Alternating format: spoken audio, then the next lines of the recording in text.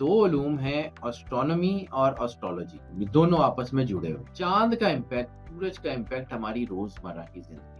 Science मज़हब के साथ ज़रूर चलती है, साइंस मज़हब के अगेंस्ट कभी नहीं चलती, लेकिन साइंस और मज़हब में डिफ़रेंस होता है। हमारा काम है बार कोड रीडर की तरह। जब कोई एक दरवाज़ा हमारा बंद हो जाता है ना, तो हम उस दरवाज़े के सामने बैठ के रोते रहते हैं कि हाय! ये अल्लाह ने क्या कर दिया। ब्लड मून्स और ब्लू मून्स और ये इक्लिप्स वग़ैरह ये तो पहले जब से ज़मीन ने घूमना शुरू किया तब से होते हुए आ रहे हैं। अब की बार जंगों में स्टॉप का बटन खत्म कर दिया गया है। जितनी जंगें होगी उसमें पॉज़ का बटन होगा। पूरी दुनिया में गिनती 9 से आगे नहीं जाती। अल्लाह आयके को ज़िंदगी से सलामती दे, अल्लाह आयके को अपनी पनाह में रखे। ही इज़ द लीडर कि इसका दुनिया में जो है ना इसका अरूज है और इसका दुनिया से जाना भी ऐसा शानदार होगा कि इस जैसा कोई बंदा नहीं होगा। पूरी दुनिया में सिर्फ़ 2 ही मसले हैं, तीसरा मसला कोई नहीं है। अच्छा, one is finance and second अच्छा। Is romance.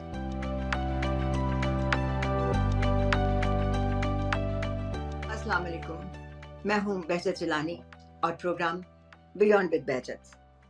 आज हमारे साथ मौजूद हैं पाकिस्तान के मशहूर एस्ट्रोलॉजर हैं, उस्ताद हैं, मीडिया पर्सनैलिटी हैं, सैयद हैदर जाफ़री। आपको कोई हैरत नहीं होगी क्योंकि बहुत बड़ा नाम है, बहुत लोग सुनते हैं आप दिन में कई-कई बार, कई-कई इंटरव्यूज़ इनके जो हैं वो चलते हैं मीडिया के ऊपर। यूट्यूब है, बुक है और मुख्तलिफ टीवी चैनल्स हैं। और सबसे बड़ी बात ये है कि मैंने सबसे पहले इनको जो इन मेरा तारुफ़ इनसे हुआ तो वो चैनल के ज़रिए हुआ जो इनका चैनल था, जो एस्ट्रोलॉजी चैनल आपका है। तो इससे पहले कि मैं आगे चलूँ, मैं वेलकम करती हूँ सैयद हैदर जाफ़री को। अस्सलाम वालेकुम जाफ़र साहब, कैसे हैं? क्या हाल-चाल है आपका? वालेकुम अस्सलाम आपा, आप मेरी बहन हैं, आप जब कहेंगी मैं हाज़िर, बस वो आपको पता है थोड़ा-सा स्केड्यूल टाइट होता है वरना आई एम ऑलवेज़ हियर। आप मेरी बहन हैं तो मैं आपके साथ खड़ा हूँ मुझे हमेशा। मुझे मालूम है और मैं इतनी शुक्रगुज़ार हूँ जिसका कोई हिसाब नहीं है। तो ये सितारों के इसरार हैं, दिलचस्प बड़ी पेशगोइयाँ भी हैं, तो मैं उस तरह तो बहुत ज़्यादा पेशगोइयों के ऊपर बात तो नहीं कर रही, लेकिन सबसे पहले मैं ये ज़रूर चाहूँगी कि आप सैयद हैदर जाफ़री से मिलें। मिलें इस तरह से कि जैसे आम दूसरे चैनल्स के ऊपर आम तौर पर वो तारुफ़ इनका नहीं कराया जाता, जो मेरे ख़्याल में कई बार शायद कराया जाना चाहिए या एक आध बार तो ज़रूर होना चाहिए। तो अब तो आप ज़ाती ज़िंदगी के बारे में हम शुरू करते हैं। कहाँ से तालीम हासिल की और फिर ये जो एस्ट्रोलॉजी या नजूम की दुनिया का सफ़र है, ये कहाँ से शुरू हुआ? ये थोड़ा बताइएगा, उसके बाद फिर आगे चलते हैं। जी, ज़रूर आपा। आप समझ लें कि जो मेरी तालीम है वो तो हम सेंट्रल मॉडल लाहौर से पढ़ा हुआ हूँ। उसके बाद गवर्नमेंट जी, कॉलेज और आमसा आदमी हूँ, आज भी आमसा आदमी हूँ, अल्लाह को भी यही कहता हूँ कि मालिक आमसा ही रखना, क्योंकि वो जो आपकी पर्सनैलिटी का जो होता है ना, अपने आप को कुछ समझने का, वो फिर ज़रा सँभालना मुश्किल हो जाता है। रेस्ट ये है कि एस्ट्रोलॉजी का सफ़र कैसे शुरू हुआ, तो बड़ी छोटी उम्र में बुक्स पढ़ रहा था, फ़िक़्ह का शौक था और आप बहुत अच्छी तरह जानती हैं मेरी फ़ैमिली को, जी, तो एक डीप रूटेड नॉलेज तो मेरी फ़ैमिली में हमेशा से रहा। तो दादाबू की लाइब्रेरी अपनी थी और अब्बू की, चाचा जी की, सबकी अपनी-अपनी लाइब्रेरीज़ थी। तो वो बिल्कुल। सारे जो लोग थे उनसे जो है वो बस किताबें लैंड करने का एक शौक था। और मेरे साथ ये हुआ शायद ये अल्लाह की तरफ से हो गया। तो मैं घर से कपड़े लेने जाता था, कुछ जीन्स लेने, शर्ट लेने और किताबें लेके वापस आ जाता था। तो फिर मैं वो किताबें सिर्फ़ मैंने पर्दों के साथ मैच करके रखी नहीं, फिर पढ़ता भी रहा, थोड़ा बहुत आ भी गया। क्योंकि ये हमारे यहाँ होता है कि पर्दों के साथ मैच करके अच्छी-सी जिल्दों वाली किताबें रख ली जाती हैं ज़रा ताकि उनको क्या थोड़ी-सी अभी हम सोने या वो फेंग शुई की वो बात है ना जी कि उसके साथ मिला लो, तो उसके साथ ये कर लो, तो इस तरह हो जाएगा, ये चीज़ यहाँ रख दो, तो ऐसे हो जाएगा। ये सारी चीज़ें साथ-साथ चलती हैं और हम लोग इन सब चीज़ों को मानने वाले भी हैं। तो ये बताइएगा कि आला बेशक, तालीम तो आपकी ईरान में हुई। ईरान में हुई, मुझे मालूम है हाँ, कुरान से उसका स्पेशल ताल्लुक है। उसके बारे में ज़रा स्पेशलाइज़ेशन हमें की मालूम कुरानी हो। कल्चर नुमेरिक जी, आपने डॉक्टरेट बस उसमें की। ये भी अल्लाह का बड़ा करम है जी, अल्लाह की बड़ी मेहरबानी है कि मैंने जो स्पेशलाइज़ेशन की वो कुरानिक अल्फ़ान्यूमेरिक्स में की। Basically it's a branch of quantum physics. जिस तरह मीटरोलॉजी डिपार्टमेंट वाले या जो है ना वो एस्ट्रोनॉमी वाले जो है वो फिज़िकल मूवमेंट्स देखते हैं, इसी तरह हम लोग उन्हीं की मेटाफिज़िकल मूवमेंट्स देखते हैं। यानी जो अब हुफ़ाज़ किराम हैं या क़ुरा हज़रात हैं, वो कुरान पाक को जो है वो उस तरह पढ़ते हैं जैसे वो नाज़िल हुआ किताब है। हम उसकी एनर्जीज़ को पढ़ने की कोशिश करते हैं। बाकी रह गई बात दुरुस्त। तो जो नॉलेज है इट्स ऑल आप उसे समझ लें कि सरकार ख़त्मी है मर्तबत बादशाह कौनैन सल्लल्लाहु अलैहि वआलिहि वसल्लम और बाबे मदीनतुल इल्म का ये सदका है। ओशन जो है ना knowledge is like an ocean कोई उसमें से कोई एक बकेट उठा सकता है, कोई एक ड्रॉप उठा सकता है, किसी ने कोई एक आध कोई पॉट उठा लिया होगा, इससे ज़्यादा तो हो नहीं सकता। इस दुनिया में सिवाय सरवर अंबिया सल्लल्लाहु अलैहि वसल्लम या मौला अमीर कायनात के अलावा तो कोई ऐसा शख्स नहीं है जो ये क्लेम करे कि मुझे सब कुछ आता है। तो दुरुस्त। उस ओशन में से शायद मेरे पास एक कतरा है या एक कतरे का भी कोई हज़ारवाँ हिस्सा है, मैं तो क्लेम नहीं कर सकता। लेकिन ये है कि हाँ, अल्लाह ने बड़ी मेहरबानी फरमाई, मुझे बड़ा मौका मिला जो है वो नजफ़ में, करबला में जो है वो कुछ रहने का और कुछ वहाँ से इल्म हासिल करने का। तो मेरे एक उस्ताद जो बड़ा नाम है आयतुल्लाह हुसैन साहब, वो अच्छा। अतबा अब्बासिया के हेड थे। अतबा अब्बासिया जो मौला अब्बास अलमदार का हरम है, आज तो अतबा अब्बासिया को 10 महकमों के अंदर डिवाइड कर दिया गया। उस वक़्त वो सिर्फ़ पूरे का पूरा अतबा एक मिनिस्ट्री के तहत होता। तो ही अच्छा। Was the man of ministry वो अपना मिनिस्ट्री के जो थे वो वहाँ के एम्प्लॉयी थे और वो जो है वो मिनिस्ट्री की तरफ से इस पूरे अतबे को, इस पूरे रोज़े को हेड करते थे। तो मुझे उनके साथ कुछ रहने का मौका मिल गया और उनके साथ वहाँ जाने का मौका मिल गया, तो अल्लाह ने बस करम कर दिया। और वन लाइनर अगर मैं कहूँ तो इसमें जितना भी मैं आज यहाँ बैठ के कोई बात कर रहा हूँ, इसमें 0.00% भी मेरा नहीं है। ये सिर्फ़ और सिर्फ़ उस मालिक की अता है। वो जिसको चाहे, जैसे चाहे, जब चाहे, जो चाहे उसे काम दे। तो अगर मालिक ने किसी काबिल किया है तो मैं रोज़ सिर्फ़ और सिर्फ़ उससे एक ही बात जो है वो माँगता हूँ कि मालिक अगर किसी काबिल कर लिया है ना, तो फिर जो है ना इसको निभाने की तौफ़ीक भी देना। तो सिर्फ़ इतनी तो बात है कि मैं कोशिश करता हूँ अपना काम दयानतदारी से करूँ और मुझे इस बात का यकीन है, थोड़ी बात लंबी कर रहा हूँ लेकिन ये है कि मुझे इस बात का यकीन है कि जब आप दयानतदारी से कोई काम करते हैं ना तो अल्लाह बरकत ज़रूर डालता है। बिल्कुल, ये बात तो बिल्कुल 100% दुरुस्त है। मैं इसके लिए हमेशा लफ़्ज़ इस्तेमाल करती हूँ कि हम जब नीयत की बात है, सारी की सारी आपका उसका इन दारो-मदार जो है वो नीयतों पर है। बाज़ औक़ात नीयत अच्छी करके कोई गलत काम हो जाता है तो शायद उसकी उसकी माफ़ी आसान हो जाती है।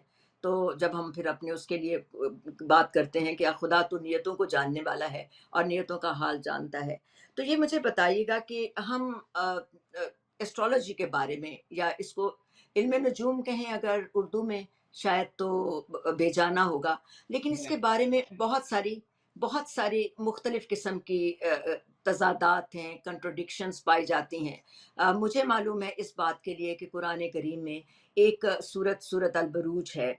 बरूज का मतलब ये है प्लैनेट्स के साथ जिसका ताल्लुक है, सैयारों की गर्दिश के साथ जिसका ताल्लुक है।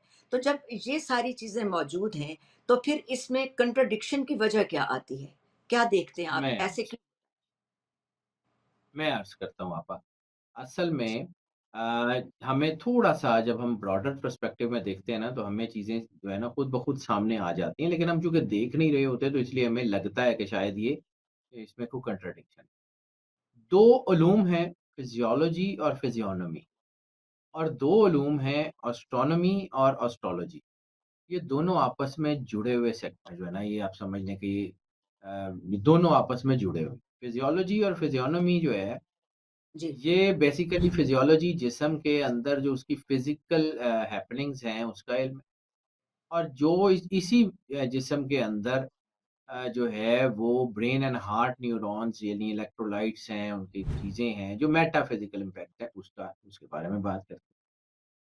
एक फिजियोलॉजी है एक जो है वो एस्ट्रोनॉमी है। एस्ट्रोनॉमी जो है वो ज़मीन की मुमकिना या आसमान की मुमकिना मूवमेंट्स के ऊपर बात करती है कि आज कहाँ है, कल कहाँ है, मौसम क्या होगा, चीज़ें क्या होंगी, कोई थंडरस्टॉर्म आ सकता है, कोई मीटेओराइट आ सकता है, कुछ ऐसा है उसके ऊपर बात करती है। इसी तरह इन्हीं सितारों या सैयारों के जो मेटाफिज़िकल इम्पैक्ट्स हैं, उसको हम एस्ट्रोलॉजी कहते हैं। अब एस्ट्रोलॉजी में असल में चीज़ें ये हुई कि हमारे यहाँ बहुत सारी अलाइज़ इसमें ऐड हो गई। बहुत सारी ऐसी चीज़ें इसमें ऐड हो गई जो अ, इसका हिस्सा नहीं थी। यानी बाबागीरी आ गई और बहुत कुछ आ गया। तो इसको साइंस से ज़्यादा लोगों ने तोहम-परस्ती में शुमार करना शुरू कर दिया। इसमें हमारे अपने लोगों की भी गलतियाँ हैं। मैं मतलब इसमें कोई ये नहीं करता। लेकिन अब रहेगी बात कि ये इल्म जो है ये हकीकत है, इसमें कोई शक नहीं, क्योंकि चाँद का इम्पैक्ट, सूरज का इम्पैक्ट हमारी रोज़मर्रा की ज़िंदगी, और अल्लाह कहता है कि हमने कोई चीज़ दुनिया में बिला वजह नहीं बनाई। जब उसने बिला वजह नहीं बनाई तो इसका मतलब है कि हर चीज़ का कोई ना कोई पर्पज़ है। चाँद सिर्फ़ समुंदर को खींचने के लिए तो नहीं काम करता ना, सिर्फ़ समुंदर को 30 फुट खींच लेता है, ज्वार-भाटा पैदा कर देता है। जी। सिर्फ़ चाँद ये तो नहीं काम करता। चाँद का ताल्लुक आपकी बॉडी के फ्लूइड से भी उसी तरह है जिस तरह समुंदर से है, और आपकी बॉडी का बेशतर हिस्सा लिक्विड है। और जो ब्रेन का हिस्सा है वो भी लिक्विड है, क्योंकि आज दुनिया जो है इस बात को मानती है कि वाटर मेमोरी दुनिया की सबसे बड़ी मेमोरी है। तो वो पानी के अंदर एनर्जी स्टोर करती हैं, चाहे वो आपके ब्रेन के अंदर जो है फ्लूइड्स हों, चाहे वो आपका ब्लड हो, ट्राइग्लिसराइड्स हों। यानी पानी का मतलब H2O नहीं है, इट मीन्स द फ्लूइड। तो फ्लूइड, ये जो राइट। फ्लूइड्स हैं आपकी बॉडी पे, उसके ऊपर ये सियारे असर करते हैं। अब चाँद अगर समुद्र को खींचता है तो उसकी जो है ना एनर्जी आपकी बॉडी पे भी पड़ी होती है। सूरज के साथ सिर्फ़ सनबर्न नहीं होता, सूरज की एनर्जी जो है वो बच्चों में विटामिन डी की कमी को भी पूरी कर रही होती है, वो आपको आपको भी एनर्जाइज़ कर रही होती है। तो सिर्फ़ सूरज या चाँद ही हैं? क्या बाकी सियारे जो हैं, सैटर्न है, मर्करी है, ये बाकी नेपच्यून, प्लूटो हैं, ये सारे, ये इनका भी तो कोई ना कोई काम होगा। बिला वजह तो नहीं घूम रहे। अब ये असल में पूरी कायनात के सिस्टम को आप देखिए तो from the unicellular to the galaxies, अल्लाह ने एक सिस्टम के तहत पूरी कायनात बनाई है। जी। और ये जो गैलेक्सीज़ टू द यूनिवर्स है, इस पूरी कायनात में असल चीज़ ये है कि जिस तरह ज़र्रे के गिर्द एटम के गिर्द जो है इलेक्ट्रॉन, प्रोटॉन, न्यूट्रॉन जो है वो न्यूक्लियस के गिर्द घूम रहे हैं, इसी तरह सूरज के गिर्द चाँद, सितारे, यानी पूरी जो है ना कायनात का जो सारे का सारा स्पेक्ट्रम है वो एक ही है, और वो है जो है वो अल्लाह का बनाया हुआ कुन का सिस्टम। यानी वो मालिक जो कुन कह के पूरी कॉम्प्लेक्सिटी के साथ पूरी यूनिवर्स बना सकता है, उसमें उसने कोई कमी नहीं छोड़ी, तो यहाँ पे किसे छोड़ी होगी। अब पूरी कायनात में जैसे एटम का जो है इलेक्ट्रॉन, प्रोटॉन एक दूसरे से बंधे नहीं हुए, वो एक अ, जो है एनर्जी की वेव में घूम रहे हैं। बिल्कुल वैसे ही हमारी गैलेक्सीज़, हमारा ये सोलर सिस्टम अंदर गैलेक्सीज़, गैलेक्सीज़ मिल्की वेज़ और इन्फिनिटी तक का ये सफ़र है, और ये पूरी कायनात जो है एक-दूसरे की ग्रेविटेशन से जुड़ी हुई है। जिस तरह हमारी बॉडी के जो सेल्स हैं ये भी आपस में जुड़े हुए हैं, तो बॉडी की शेप बन जाती है, हड्डियों और गोश्त वगैरह की शेप जो है ये बनती है, ये सेल्स के आपस में जुड़ने की वजह से। ये जो है ये दुरुस्त। सारा निज़ाम सारा निज़ाम एक चेन्ड नहीं है। ये चेन्ड नहीं है, अच्छा। ये एक-दूसरे की एनर्जी को इसने खींचा हुआ है। तो उस एनर्जी के दरमियान हम रह रहे हैं। अब वो एनर्जी पैटर्न जो हैं, वो बिल्कुल वैसे ही बिहेव करते हैं जैसे मीटरोलॉजी डिपार्टमेंट वाले हवा का दबाव देख के या ओह! चीज़ों को जो है वो सूरज वगैरह को देख के ये प्रिडिक्ट कर सकते हैं कि सुबह टेम्परेचर इतना होगा, मैक्सिमम ये होगा, मिनिमम ये होगा, हफ्ते बाद ये होगा, महीने बाद ये होगा। तो इसी तरह हम भी उस एनर्जी पैटर्न्स के फ्लो को देख के बता सकते हैं कि सुबह क्या होगा। लेकिन हाँ, फ़र्क इतना है, मीटरोलॉजी डिपार्टमेंट वाले भी एक हद तक काम कर सकते हैं और हम भी। क्योंकि ये सारा निज़ाम अल्लाह के हाथ में है, ये कायनात के वाहिद कारसाज़ के हाथ में है। जो इस कायनात का वाहिद कारसाज़ है, उसके हाथ में है ये सारा कुछ, कि ये जो चीज़ें हैं, देखें हम फ़िज़िक्स में कुछ चीज़ों को कैलकुलेट करते हैं। हम ये दुरुस्त। कैलकुलेट कर सकते हैं कि एक गाड़ी है, जो एक ख़ास सिमत में 60 किलोमीटर या 70 किलोमीटर की स्पीड से जा रही है, और वो उसकी मंज़िल जो है इतने किलोमीटर दूर है, तो वहाँ तक कितनी देर में पहुँचेगी। फिर हम उसको ये भी कैलकुलेट कर सकते हैं कि अगले मिनट में कहाँ होगी, 2 मिनट में कहाँ होगी, ये तो हम कर सकते हैं। मेट्रोलॉजी डिपार्टमेंट वाले भी ये कर सकते हैं कि हवा का दबाव ये है, बारिश हो सकती है, ये नहीं हो सकती। लेकिन ऐन टाइम पे वो जो एनर्जीज़ का मालिक है, वो जो कारसाज़ है, वो जो कुल कारसाज़ है, अगर राइट। वो एनर्जीज़ को बदल दे, यानी आप समझिए कि एक गाड़ी को हम कैलकुलेट कर रहे हैं कि 1 मिनट में यहाँ जाएगी, गाड़ी का रास्ते में एक्सीडेंट हो जाता है या गाड़ी खराब हो जाती है। इंजन खराब हो जाता है। हमारी जी। फिज़िक्स तो वहाँ पड़ी रहेगी। हमारी फिज़िक्स तो कुछ भी अच्छा, नहीं कर सकती। ये बात मैं आपकी काट रही हूँ कि ये जो जायचा बनता है, उसके अंदर इन्हीं सारी एनर्जीज़ का ख़्याल रखा जाता है कि जिस वक़्त इंसान पैदा हुआ या इस वक़्त जिस वो हालत में है या जैसे भी है, उसके सितारों की या उसके जो प्लैनेट्स हैं मुख्तलिफ़, उनकी पोज़ीशंस क्या है और उसकी उस पोज़ीशंस के मुताबिक उसके ऊपर असर होगा। बेशक ये एनर्जी सी को पढ़ा जाए। यानी जब वो पैदा हुआ देखें, आप जब दुनिया में किसी वक़्त भी तशरीफ़ लाए, जब कभी भी आए, उस वक़्त पूरी दुनिया का निज़ाम कुछ ना कुछ तो बिहेव कर रहा होगा ना। जब अल्लाह कुरान पाक में कहता है कुल्ला यौमिन हुआ फ़ी शान, कि अल्लाह की हर रोज़ एक नई शान है। तो जब अल्लाह की एनर्जी स्टैटिक और स्टैग्नेंट नहीं है, तो फिर मखलूक की एनर्जी स्टैटिक और स्टैग्नेंट कैसे हो सकती है?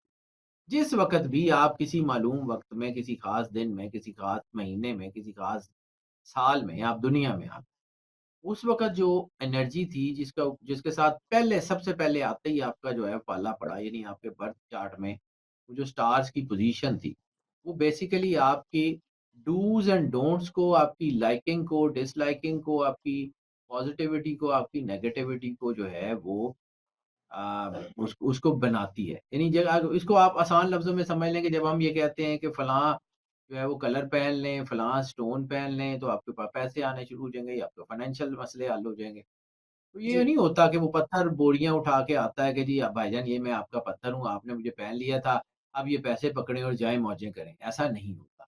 या वो जो है वो कलर आके आपको कहे कि जी भाईजान मैं ये आपका वो कलर हूँ जिसको आपने पहना था, तो ये पैसे पकड़ें और आप एन्जॉय करें।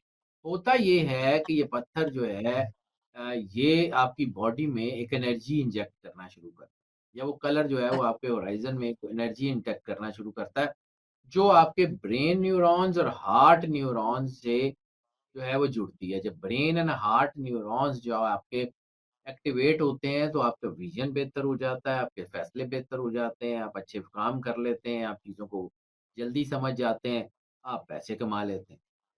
मतलब ये एस्ट्रोलॉजी जो है दिस इज़ प्योर साइंस। दूसरा कुछ लोग चूँकि इसको मज़हब में दाखिल कर लेते हैं, तो साइंस मज़हब के साथ ज़रूर चलती है, साइंस मज़हब के अगेंस्ट कभी नहीं चलती, लेकिन साइंस और मज़हब में डिफ़रेंस होता है। यानी एस्ट्रोलॉजी को मानना दीन का हिस्सा नहीं है, ना मानें। यानी आपने किसी जगह अगर पिकनिक पे जाना है, तो आप जो है वो नामी मीटरोलॉजी से पूछें कि जी आज मौसम क्या है वहाँ पे? जैसे मर्ज़ी कपड़े रखें, चले जाएँ, वहाँ जाके पता लग जाएगा कि कौन-सी एनर्जी जो है वो कब है। That is not a big deal, this is not a part कि उसमें आपको लाज़मी करना है। लेकिन अब आ जाते हैं जहाँ से आपने बात शुरू की थी सूरह अल-बुरूज। जी। वस्समाई ज़ातिल बुरूज, कसम है आसमान की कि जिसमें हमने बुर्ज बना दिए। तो अल्लाह बुर्ज अरब की, बुर्ज खलीफा की, पेट्रोनस टावर की, ट्विन टावर की कस्में तो नहीं खा रहे। तो आसमान में कौन से बुर्ज हैं जो अल्लाह ने खुद बनाए? वो यही 12 बुरूज हैं जो अल्लाह ने खुद बनाए हैं क्योंकि अल्लाह का अपना सिग्नेचर 12 है। 66 डबल 6 इज़ 12 12 जो है ना वो अल्लाह का अदद है। तो ये जो 12 बुरूज हैं, ये 12 हैं इसलिए कि ये सिग्नेचर ऑफ द गॉड है। किसी इंसान ने नहीं बनाए, किसी की कोई ख़्याल या किसी चीज़ ने नहीं बनाए। इट इज़ जी, वरना बिल्कुल, हमेशा से अल्लाह कुरान में ये जो आयत भेजी पहली आयत में कि ज़ालिकल किताबुल ला रैब फ़ीह, कि ये वो किताब है जिसमें शक और शुबे की कोई गुंजाइश ही नहीं है। तो जी, जिस किताब में शक शुबे की गुंजाइश ही कोई नहीं है, उसमें अगर इसका ज़िक्र है तो ये बिला वजह तो नहीं हो सकता। दूसरा सूरह जिन, आखिरी आयत व अहसा कुल्ला शैइन अददा व अहसा वी सराउंडेड कुल्ला शैइन एवरीथिंग अददा विदिन द न्यूमेरिक। हमने आदाद में हर चीज़ को महसूर कर दिया। तो अल्लाह ने जब आप किसी से बात करते हैं, जब आप किसी को एड्रेस बताते हैं कि जी फलाँ स्ट्रीट, फलाँ हाउस, फलाँ लेन, ठीक है? तो वही एड्रेस जब लॉन्गिट्यूड, लैटिट्यूड में आता है तो वो नंबर बन जाता है। आप, दुर मैं, कायनात की हर चीज़ जो है वो एक ख़ास नंबर है और वो नंबर जो है वो आपकी ज़िंदगी की असल ताकत है। उस नंबर में आपकी ज़िंदगी का बड़ा बहुत दखल। राज़ है। अच्छा, ये ये जो सारी चीज़ें। नंबर्स हैं, जी, सॉरी मैंने आपकी फिर ये बात जो काटी, इतनी दिलचस्प उस कोई बात नहीं मालूमात के। आपा लेकिन मैं इस तो वक़्त हुआ, आप मेरी बहन इस हैं, वक़्त आप मतलब आपका ये रुझान इस तरफ कैसे हुआ जब आप पढ़ रहे थे, ज़ाहिर है कि कुरान के बारे में आप पढ़ रहे थे, सारा कर रहे थे, तो ये सारी चीज़ें जो इतनी तफ़सील से आपने हमें बताई हैं, देखने वालों को बताई हैं, तो इस तरफ आपका रुझान कब हुआ? कब आपको पता चला कि आप भी इस एनर्जी पैटर्न को किसी न किसी तरह से पढ़ सकते हैं, डिसाइफ़र कर सकते हैं, आदात के बारे में जान सकते हैं? ये रुख कब आया? ये ज़रूर बताइए हमारे नाज़रीन को। जी, आपा मुझे आज तक ये समझ ही नहीं आई कि ये रुख आया कब और कैसे? मतलब अच्छा, ये आप समझ लें कि शायद it was within the self.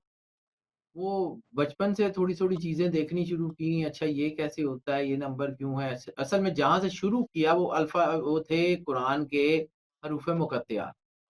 और अच्छा, आप को जो है ना, आप मेरी फैमिली को भी जानती हैं, तो दादाबू के साथ मेरा एक बहुत था, he was a very well learned man. तो जी, उनके साथ मेरी जो दोस्ती थी या ताया जी के साथ मेरी जो दोस्ती थी, वो सारे जो है ना ये ऐसे करते थे, चीज़ों को कैलकुलेट करते थे, नंबर्स देखते थे, अच्छा ये है, वो है। तो मैंने उनको देखते-देखते सीखा, फिर कुछ किताबें पढ़ी, फिर कुछ चीज़ों को देख के खुद से कैलकुलेट करना शुरू किया। फिर कुरान पाक में मैंने कुछ ऐसे ही गौर करना शुरू किया कि फलाँ आयत का नंबर ये है, अच्छा इसका बिहेवियर ये होगा, इसकी एनर्जी ये होगी। तो आहिस्ता-आहिस्ता कैलकुलेट करना शुरू किया तो चीज़ें सिंक्रोनाइज़ होनी शुरू हो गई। तो ओह! फिर उसके बाद ज़रा जब ये चीज़ें चलना शुरू हो गई तो फिर हमने भी करना शुरू कर दिया कि चलो ठीक है। तो ये एदाद जो है वो भी एदाद और प्लैनेट्स की जो मूवमेंट है, ये सारी की सारी मिलकर एनर्जी पैटर्न बनाते हैं क्या? ऑब्वियसली आपा ये पूरी कायनात में हर चीज़ मौजूद है। यानी अगर अल्लाह कहता है कुरान पाक में सिब्गतल्लाहि व मन अहसनु मिन सिब्गा, कि अल्लाह का रंग बेशक दुनिया का सबसे खूबसूरत रंग है। तो ये रंगों में भी पूरी कायनात है। ये आप समझ लें कि जिसे हम कलर कोडेक्स कहते हैं, ये रंगों की एक अपनी ज़ुबान है। यानी तस्वीर वो जो कहा जाता है ना, रंग बातें करें और बातों से खुशबू आए। खुशबू है तो बिल्कुल। इसी तरह रंग अपनी बातें करते हैं, नंबर्स अपनी बातें करते हैं, प्लैनेट्स अपनी बातें करते हैं। आपने उसको ट्यून करना हो। जैसे वो पुराने रेडियोज़ मेरी एज में तक तो हुआ करते थे कि वो आप उसको ट्यून करते थे तो वो जो है ना आपकी फ्रीक्वेंसी मैच हो जाती थी। तो अल्लाह ने बिल्कुल, इंसान के अंदर ही एक ऐसा रेडियो लगाया हुआ है, वो जहाँ-जहाँ जिस-जिस सिस्टम के ऊपर इसको ट्यून करना शुरू कर दे, वो वहाँ से उसके उसको हासिल करना शुरू कर दे।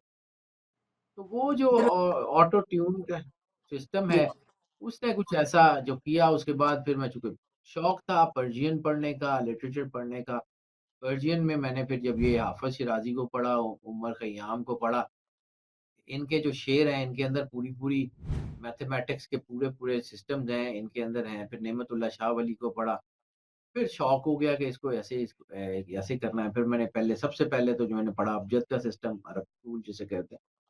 अच्छा। फिर उसके बाद मैंने वेस्टर्न को पढ़ा, फिर वैदिक को पढ़ा, फिर आहिस्ता-आहिस्ता मतलब मैं आज भी इस बात पे कन्विंस्ड हूँ कि मुझे कुछ नहीं आता और ये मैं वो अपने तो अंदर से कन्विंस्ड हूँ। वो तो भाई वो तो मुझे पुरानी एक बात याद है कि वो किसी फ़लसफ़ी ने ये बात कही थी ना कि मैं इसलिए इसलिए आप लोगों से बेहतर हो सकते हैं कि आप ये जानते हैं कि मैं कुछ नहीं जानता। ये बात उन्होंने कही थी कि बहुत एज़ सारे लोग तो एज़ यही मच नहीं जानते कि वो नहीं जानते। तो ये जानने हाँ, का वो अमल भी एक उसने बड़ी कहा था ज़बरदस्त चीज़। ऐसे ऐसे ही आपा जिस वक़्त आपको ये पता लग जाएगा ना कि आपको आता है तो फिर उसके आगे डिक्लाइन है। बिल्कुल, As much as I know that I know nothing, Plato said. I don't As know much as I know that I know nothing. क्योंकि जब आपका नोइंग बढ़ रही होती है, तो नॉट नोइंग भी तो साथ-साथ बढ़ रही होती है। दुरुस्त।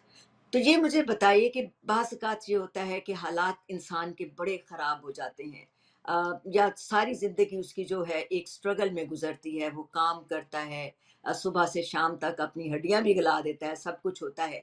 लेकिन फिर भी कुछ चीज़ें सही नहीं हो पाती। क्या उसकी वजह ये होती है कि उनके जो प्लैनेट्स की पोज़ीशन थी जिस वक़्त वो उनकी पैदाइश हुई या बाद में उनकी मुख़्तलिफ़ जिसे कहते हैं आप घर कहते हैं हम, उसमें आके प्लैनेट्स की मूवमेंट सही नहीं हुई। किस तरह से होता है कि एक इंसान है तो उसकी किस्मत जो है उसमें बेहतरी आती ही नहीं, चाहे वो कुछ भी कर ले, रंग पहन ले, पत्थर पहन ले, कुछ भी नहीं होता। इसकी वजह क्या है? आपा ये नहीं हो सकता कि अल्लाह ने किसी भी बीमारी का, किसी भी चीज़ का इलाज ना उतारा हो। जब वो कहता है कि हमने जो है वो इलाज पहले उतारा और बीमारी बाद में उतारी। बीमारी फिज़िकल भी हो सकती है, मेटाफ़िज़िकल भी हो सकती है, ज़ोडिकल भी हो सकती है, साइकोलॉजिकल भी हो सकती है। बीमारी का मतलब है कि जब आपका सिस्टम प्रॉपरली काम नहीं कर रहा। तो जी। ये होता नहीं है कि अल्लाह ने जो है वो बंदे को वो जो है मुश्किलात में रखा हो और फिर रास्ता ना दे रहा हो। असल में इंसान उन डायमेंशंस को जो है वो पढ़ने से कासिर होता है। यानी हमारे यहाँ प्रॉब्लम्स जो मैं 20 साल हो गए मुझे ये काम करते हुए तो मैंने ये चीज़ बड़े अच्छे तरीके से नोट की है कि जब कोई एक दरवाज़ा हमारा बंद हो जाता है ना तो हम उस दरवाज़े के सामने बैठ के रोते रहते हैं कि हाय! ये अल्लाह ने क्या कर दिया। जबकि हमारे बिल्कुल सामने कोई और दरवाज़ा जो है वो खुल गया हो। हम अपनी डायमेंशंस को चेंज नहीं करते, अपनी चीज़ों को चेंज नहीं करते।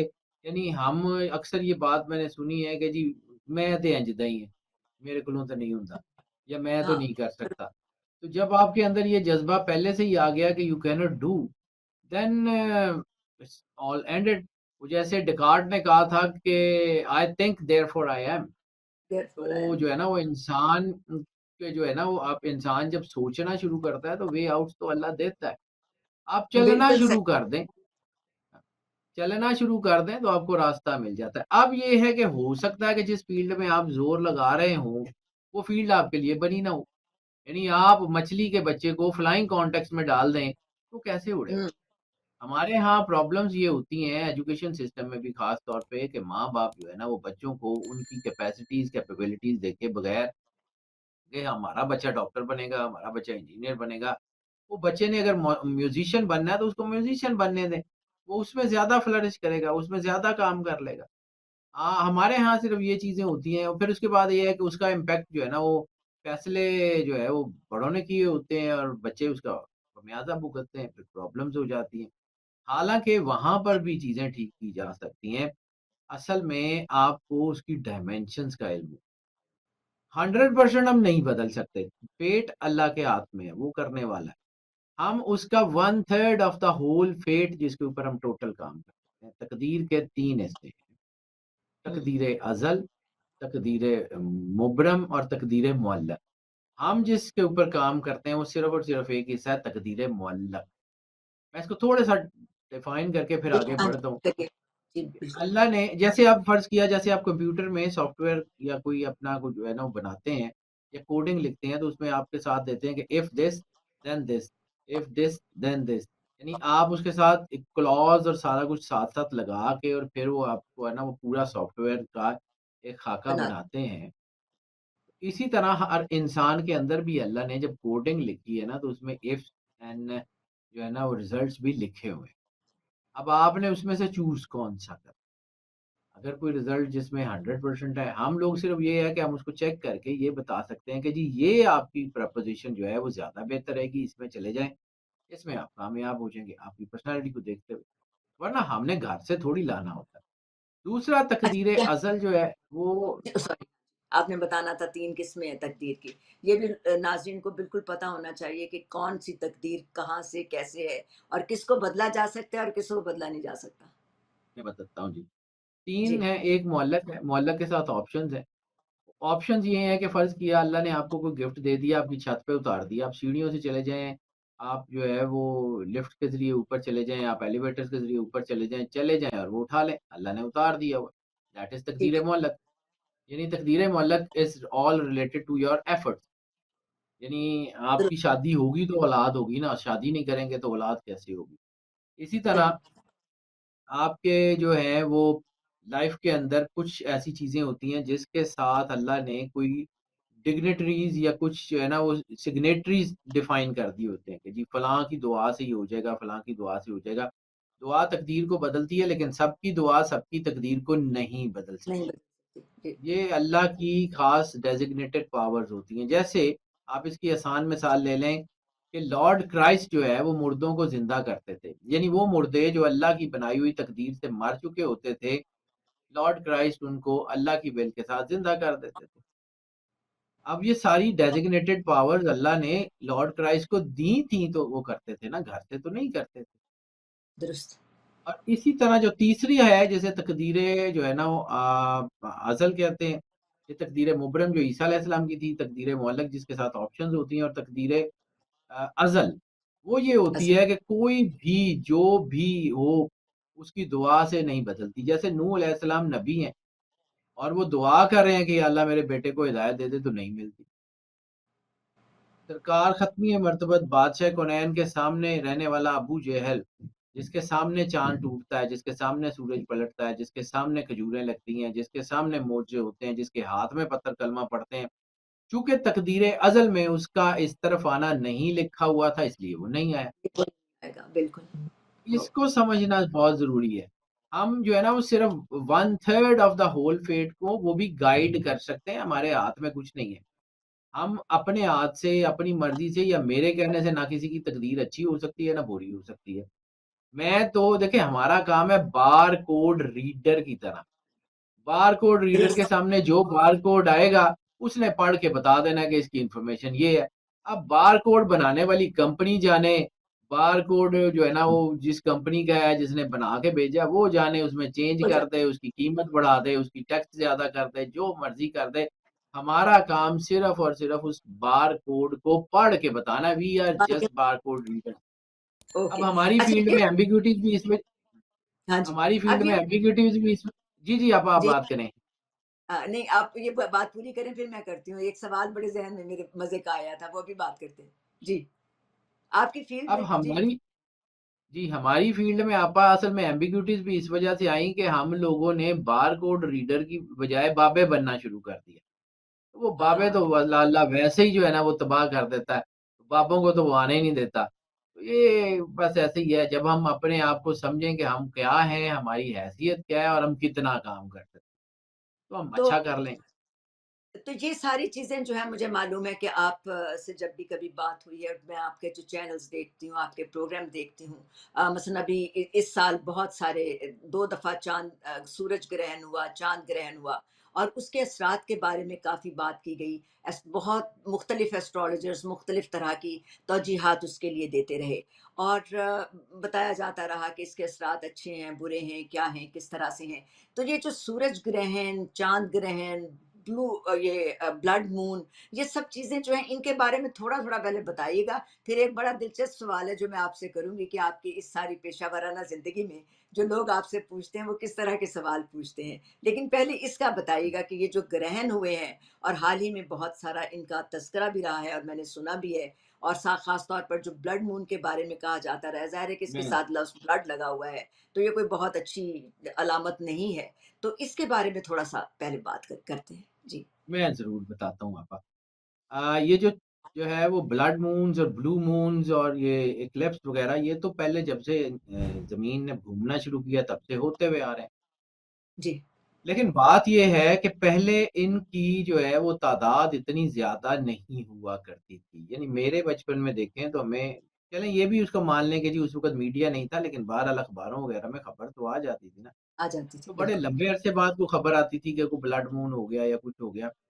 तो जब हम एस्केटोलॉजी की बात करें, एंड ऑफ टाइम्स की बात करें, तो एस्केटोलॉजी में जो सरवर अंबिया सल्लल्लाहु अलैहि वसल्लम की अहादीस हैं, उसमें एक चीज़ का बड़ा सराहा से ज़िक्र है कि चाँद बार-बार सुर्ख होगा। जब ये अच्छा, चाँद बार-बार सुर्ख होगा, तो उस वक़्त लोगों को ये कॉन्सेप्ट ही नहीं था कि ब्लड मून क्या है। हाँ, चाँद से खून थोड़ी टपकता है। चाँद के अंदर वो बिल्कुल सुर्खी आ जाती है। और अच्छा एक और चीज़, यहाँ पे रोक के एक और चीज़, पूरी दुनिया में कोई भी सिविलाइज़ेशन हो, कोई भी लैंग्वेज हो, कोई भी कंट्री हो, कोई भी कॉन्टिनेंट हो, पूरी दुनिया में जो है वो पुलिसिंग का कलर क्या है? रेड और ब्लू। पूरी दुनिया दुरुस्त। में सिर्फ़ एक ही रेड और ब्लू कलर है। तो जी, ये रेड और ब्लू जो है it all related to the energies. Red जब भी होता है तो ये नेगेटिव एनर्जीज़ को प्रोवोक करता है और ब्लू जब भी होता है ये पॉज़िटिव एनर्जीज़ को एनहांस करता है। यानी जब भी दुनिया में ब्लड मून्स होते हैं तो नेगेटिव ताकतें बड़ी तेज़ी से फ्लेयर करती हैं और जब भी ब्लू मून्स होते हैं तो पॉज़िटिव ताकतें अपना जो है ना वो चीज़ों को टेक अप कर लेती हैं। तो ये जो ब्लड मून्स ख़ास तौर पे ये पिछले 2-3 सालों में 5 मर्तबा हुए हैं। तो तो आपने पिछले ब्लड मून्स के साथ-साथ जंगें देखी हैं, गज़ा के हालात ख़राब होने देखे हैं, आपने वो रेड हाइफ़र का पूरा एक जो है ना वो सारा सिनेरियो देखा है। उसके बाद ग्रेटर इसराइल की बातें सुनी हैं, आपने दुनिया में जो है वो लोगों में जंगें और तबाहियाँ और ज़लज़ले ज़्यादा बढ़ते हुए देखे। तो ये वो ही टाइम है जिसके बारे में सरवर अंबिया सल्लल्लाहु अलैहि वसल्लम ने फरमाया कि ये जो है अशद्दुल फ़ितना, फ़ितने का शदीद तरीन दौर है। और हुँ, इसमें जो फ़ितने के शदीद तरीन दौर है, इसमें सरवर अंबिया सल्लल्लाहु अलैहि वसल्लम का फरमान है कि फ़ितने तुम्हारे घरों में ऐसे दाखिल होंगे जैसे बारिश के कतरे। तो कतरे। ये जो आपका ये दौर है, ये आपके अंदर ये आपकी सारी चीज़ें ही हैं।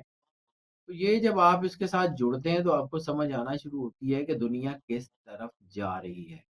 तो जो मैं कैलकुलेशन करता हूँ 20 साल तो तकरीबन मुझे हो गए हैं ये काम करते हुए। कुछ ज़्यादा मतलब चले मुझे नहीं आया होगा, लेकिन 20 साल में मुझे इस पूरे नॉलेज की एबीसी तो आ ही जानी चाहिए।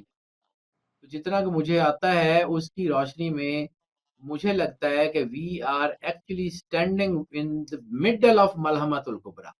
अब ये मलहमतुल कुबरा क्या है? ये वो ही जंग है सरवरे अंबिया सल्लल्लाहु अलैहि वसल्लम ने जिसका ज़िक्र किया है कि आर्मगेडॉन से पहले 7 साल अच्छा, की बड़ी जंग हो। तो ये जो हम मलहमतुल कुबरा के बिल्कुल सेंटर में हैं, 3 साल से अब जंगें जो है ना वो बंद ही नहीं हो रही और जो है वो 3 साल से जब जंगें बंद नहीं हो रही तो अगले 4 साल भी ये बंद नहीं होगी। तो ये 7 साल की बड़ी जंग है। ये तो चलनी है। ये उसी तरफ जा रहा है, ये क्लैश ऑफ टाइटन्स की तरफ जा रहा है, ये वर्ल्ड वॉर 3 की तरफ जा रहा है, ये ग्रेटर इज़राइल की तरफ जा रहा है। ये चीज़ें तो उसी तरफ जा रही है। हाँ, इट टेक्स टाइम ज़रूरी नहीं है कि आज हमने पौधा लगाया तो सुबह उसके ऊपर फल लग जाएगा, इट टेक्स टाइम हर पौधे का अपना एक जो है ना वो फ्रूट देने का टाइम होता है, हर एक पौधे की अपनी एक ज़िंदगी होती है, हर एक इंसान की अपनी एक ज़िंदगी होती है। तो इतनी कॉम्प्लेक्स सिस्टम को बनाने वाला रब जो है वो मौत जो है उसने ज़िंदगी के साथ लगा के भेजी है। और ये जो निज़ाम है ये जंगों का ये तो चल रहा है और इसने अब बढ़ना है।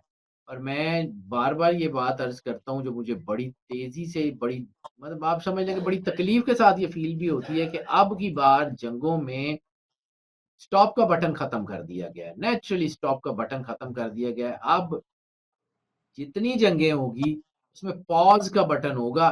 थोड़ी देर के लिए पॉज़ हो जाएँगी, दोबारा खुल जाएँगी। चाहे वो अच्छा, रशियन टेरिटरी हो, चाहे वो साउथ चाइना हो, चाहे वो ये इंडिया पाकिस्तान हो, चाहे वो अफ़गानिस्तान पाकिस्तान हो, चाहे वो बस कोई भी जंग हो, इसने होना ही होना है। दूसरा एस्केटोलॉजी में रिसालत मआब ने जिन जंगों का ज़िक्र किया है उनका माहौल बनता हुआ नज़र आ वैलिल अरब वाली हदीस जो है उसका पूरे होने का वक़्त आ रहा है। वैलिल अरब, वैलिल अरब, वैलिल अरब सरवर अंबिया सल्लल्लाहु अलैहि वसल्लम ने 3 बार फरमाया था और कहा था कि खित्ता अरब उस वक़्त तक बर्बाद नहीं होगा जब तक कि अरब के बादशाह बुत परस्तों के साथ मिल के बुत परस्ती ना शुरू करें। वैलिल अरब का मतलब है अरब बर्बाद हो गया, अरब बर्बाद हो गया, अरब बर्बाद हो गया। और फिर अच्छा। फरमाया था कि अरब खित्ता अरब उस वक़्त तक बर्बाद नहीं होगा जब तक अरब के बादशाह बुत परस्तों से मिलके बुत परस्ती ना शुरू करें। तो ओह! ये जो दुरुस्त। अरब के बादशाहों का सीन है, ये आपने देख लिया है, नए महाज़ बनते हुए भी देख लिए हैं, नई चीज़ें होती हुई भी देख ली हैं। तो इतनी बड़ी-बड़ी ताकतें जो हैं वो कान लपेट के ग़ज़ा से जो है आँखें चुराती हुई भी नज़र आ रही हैं। ये सारा जी, ऐसे ही है ना, तो मिल्लत ने टूटना ही टूटना है और मिल्लत इकट्ठी होगी। सिर्फ़ 1 मिनट की बात कर लेने दें, मैं आपका क्वेश्चन्स लेता हूँ, आपके क्वेश्चन के जी, ऊपर आता हूँ। जी, लेकिन जी। बात ये है कि रिसालत माब शरफ़ अंबिया सल्लल्लाहु अलैहि वसल्लम ने कहा कि मिल्लत एक जो है वो जिस्म की मानद है। मुसलमान कहीं भी हो, मिल्लत एक जिस्म की मानद है और कहीं भी किसी को कोई तकलीफ़ हो, तो दूसरा हिस्सा उसकी दर्द महसूस करता है, तो हमें ये दर्द महसूस क्यों नहीं हो सकता? क्या नाउज़ुबिल्लाह, नाउज़ुबिल्लाह, नाउज़ुबिल्लाह सरवर अंबिया सल्लल्लाहु अलैहि वसल्लम के फरमान में कोई कमी है या हमें इतने ट्रैंक्विलाइज़र्स लगे हुए हैं कि हमें वो दर्द का एहसास ही नहीं हो रहा? और दूसरी इसके बात बाद दुरुस्त है जी, बिल्कुल। हुँ, तो फिर दूसरा ये है कि जब एक घर को या 2 घर को आग लगती है ना, तो लोग तमाशा देखते हैं। तो जब सारे शहर को आग लग जाती है ना, तो फिर मजबूरी में बुझाना पड़ जाती है। तो अभी दूसरा ज़रा कुछ थोड़ा-सा टाइम है मुसलमानों के ज़रा बड़े-बड़े मुल्कों में थोड़ी-सी आग लग जाए, तो फिर ये सारे इकट्ठे हो ही जाएँगे, कोई मसला नहीं है। That is not a big deal. चलिए, चलिए जिसे कहते हैं कि नुकसान होके भी अगर किसी को समझ आ जाए, कोई समझने की सूरत हो जाए, तो शायद कुछ किसी बड़े नुकसान से बंदा बच सकता है, अगर कोई छोटा नुकसान हो जाए। तो ये मुझे बताइएगा कि ये जब अभी आखिर अब आपने दुनिया की भी बात कर ली और मुख्तलिफ सूरत हाल का भी जायज़ा ले लिया। एक बड़ी दिलचस्प बात है जो कि हमारे सुनने वाले भी बहुत उससे सुनते हैं।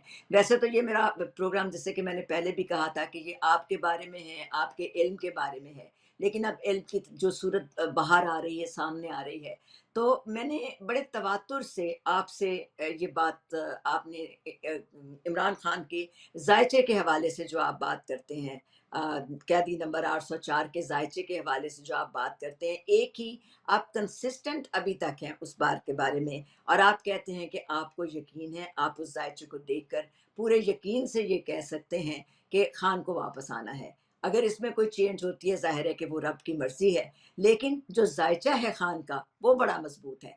तो ये ज़ायचा मज़बूत कब हुआ और खान के अंदर किस तरह की तब्दीलियाँ आई? क्योंकि खान एक और शख्सियत थे कुछ ज़माना पहले तक, और अब खान के बारे में किसी और तरह से सोचा जाता है, किसी और तरह से बात की जाती है। तो ये सब कैसे हुआ? क्या कैसे हुआ? ये इस बारे में ज़रूर हमें तफ़सील से बताइए। जी, बिल्कुल ठीक है आपा। आईके जो है ना वो मुझे लगता है कि ही इज़ अ पावर और अल्लाह ने जब किसी से कोई काम लेना होता है ना तो अल्लाह उसको जो है वो बनाता भी है। It's kind of training. इस वक़्त वो शदीद तरीन सख्तियों में है, शायद अल्लाह जो है ना उसको जैसे सोना जो है ना आग में तप के कुंदन बन जाता है, तो अल्लाह उससे कोई बड़ा काम लेने के लिए उसको तैयार कर रहा है। और मैं इस बात पे फ़र्म बिलीवर हूँ कि जैसे आज से पहले औलिया कराम या वो लोग जो अल्लाह से मोहब्बत करने वाले थे, वो जंगलों में चले जाते थे, तो उसी किस्म के एक किसी जो है ना वो ट्रेनिंग के लिए अल्लाह उसको जंगलों में तो नहीं ले गया, जेलों में ले गया। जहाँ वो तन्हाई में जंगलों में रह के अल्लाह के साथ यकसुई इख्तियार करते थे और फिर उनको बड़े मरातब मिल जाते थे। इसी तरह आइके भी जेल में कैद तन्हाई में बन रहा है और ये कैद तन्हाई उसके लिए जो है वो नुकसान नहीं है, उसको बहुत बड़ा कैलिबर, बहुत बड़ा कैडर अता कर रही है। ये अल्लाह की तरफ से बहुत बड़ी ब्लेसिंग है। दूसरी बात ये है कि ज़ाहिर-सी बात है अल्लाह सिर्फ़ किसी ख़ास तबके का या किसी ख़ास महकमे का या किसी ख़ास जो है वो अ, समझ लें कि किसी ख़ास जो है वो बजटेड कम्युनिटी का तो नहीं है। अल्लाह तो सबका है। तो सबका जब है, अल्लाह बिल्कुल। सबका है तो क्या बाकियों के दुःख, तकलीफ़, परेशानियाँ अल्लाह को नज़र नहीं आते? तो अल्लाह जब कहीं ज़ुल्म बहुत बढ़ता है ना देखें जब फ़िरऔन ने दुनिया में कत्ले-आम शुरू कर दिया, बनी इस्राइल के बच्चों को मारना शुरू कर दिया, तो अल्लाह ने उसी के घर में जो है वो मूसा अलैहिस्सलाम को बिल्कुल, पैदा कर दिया। तो आज बिल्कुल। भी दुनिया में ज़ुल्म और बर्बरियत और तबाही हो गई है, तो इस दुनिया में शायद अल्लाह ने कुछ बेहतरी लेने के लिए उस आयके को चुन लिया है। अब अल्लाह किसी को भी चुन ले। लोग कहते हैं कि जिसमें ये गलतियाँ, उसमें ये गलतियाँ, तो हमें नहीं है। हम कौन से को बहुत ज़्यादा नेक और पाक और मुत्तकी और परहेज़गार हैं। हर इंसान में होती है। लेकिन जब अल्लाह किसी इंसान के ऊपर अपना हाथ रख देता है, जब अल्लाह किसी इंसान के ऊपर अपनी जो है वो नज़रे करम डाल देता है, तो उसको ट्रांसफ़ॉर्म कर देता है ना। जैसे सिद्धार्थ ने, गौतम ने कहा था कि जब आत्मा शुद्ध हो जाए तो सब कुछ शुद्ध हो जाता है। तो शायद दुरुस्त। उसकी आत्मा की शुद्धि के लिए उसको अल्लाह जेल ले गया है और मुझे ये यकीन है इस बात का, जितना कि मैंने ज़ायचा देखा है, ज़ाहिर-सी बात है लोग मुझसे पूछते ही आईके का है। तो जितना कि मैंने मुझे आईके मालूम का है। ज़ायचा देखा है मैंने जितना ज़ायचा उसका देखा है, मुझे उसके ज़ायचे में ऐसा लगता है कि he is going to change the system. हाँ, ये ज़रूर है कि उसकी लाइफ़ थ्रेट बहुत ही ज़्यादा है और उसके साथ ब्लेसिंग भी बहुत ज़्यादा है। यानी मैं बार-बार कहता हूँ कि मैंने आईके के ज़ायचे से सीखा है। अगर अच्छा, आईके का ज़ायचा मैं ना देखता, तो मुझे शायद ये समझ ना आती कि एक बंदा है जिसकी जो है वो लाइफ़ थ्रेट इतनी ज़्यादा है कि वो अपने पैरों पे खड़ा ही नहीं हो सकता और वो जो है वो पूरे कद से खड़ा हुआ है। आओ और दूसरा एक बंदा है जिसके साथ इतनी बड़ी स्पिरिचुअल पावर्स हैं कि वो जो चाहे कर सकता है। वो जेल में बंद है, कैद-ए-तन्हाई में बंद है। हाउ? ये दोनों कॉन्ट्रडिक्शंस आईके के ज़ायचे के साथ मखबूस हैं। इसमें कोई हमें शक नहीं है कि आईके के ज़ायचे के साथ ये दोनों जो हैं चीज़ें जो है वो दूसरा मैं बार-बार बात करता हूँ कि मुझे जितनी देर से मैं ये देख रहा हूँ मुझे लगता है कि पाकिस्तान और आईके के ज़ायचे जुड़े हुए हैं। आईके की अच्छा, बेहतरी होगी तो पाकिस्तान की बेहतरी होगी, पाकिस्तान की बेहतरी होगी तो आईके का भला होगा। ये दोनों आपस में जुड़े हुए हैं, मैंने नहीं जोड़े, ये अल्लाह ने जोड़े हैं और ये अल्लाह की मर्ज़ी, ये उसने कैसे जोड़े हैं, क्यों जोड़े हैं, लेकिन के तो रिलीफ़ मिलेगा तो पाकिस्तान को रिलीफ़ मिलेगा, वरना बैठे रहें, कुछ नहीं होता। दूसरी बात ये है कि हम जो नंबर्स की बात करते हैं 2025, तो इसका नंबर बनता है 2025 का 9। 9 पूरी दुनिया में गिनती किसी भी सिविलाइज़ेशन में हो, किसी भी स्कूल में हो, किसी भी स्कूल ऑफ थॉट में हो, किसी जगह भी हो, गिनती 9 से आगे नहीं जाती। नहीं जाती जी। 9 के बाद 1 अल्टीमेट हमेशा ट्रांज़िशन का होता है। तो ये जी, 9 का जो अदद है 2025, ये किसी सूरत ये नहीं हो सकता कि इस पूरी दुनिया के निज़ाम को बदले बगैर ये ख़त्म हो। तो मुझे लगता है कि जब 2026 शुरू होगा तो पाकिस्तान में, स्पेशली सिर्फ़ पाकिस्तान के हवाले से बात कर रहा हूँ, पाकिस्तान में 2026 के मार्च-अप्रैल में पॉलिटिकल स्टेबिलिटी की तरफ बहुत बड़ा कदम उठाया जाएगा। और जो इसमें अच्छा, सबसे अहम चीज़ है आईके के ज़ायचे में, जिस तरह कायद-ए-आज़म मोहम्मद अली जिन्नाह ने पाकिस्तान बना दिया था और उसके बाद फिर वो इसकी तरक्की नहीं देख पाए।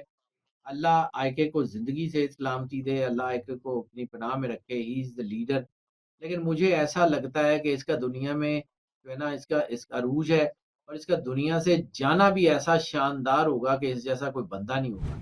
ये दुनिया में सदियों तक याद रखी जाने वाली पर्सनैलिटी होगी। लेकिन पाकिस्तान की तरक्की होते हुए शायद ये ना देख सके। पाकिस्तान हमारी आने वाली नस्लों के लिए बहुत अच्छा मुल्क है और इसके हाथ से उसकी तरक्की का सफ़र शुरू होगा और फिर दुनिया की कोई ताकत उसको अनडू नहीं कर सकती। ये रोक मुझे नहीं पक्की सकते। बात पता है। ये बहुत ये बड़ी ताकत बन रहा है आईके और इसको अल्लाह ने किसी काम के लिए जो है बनाया है।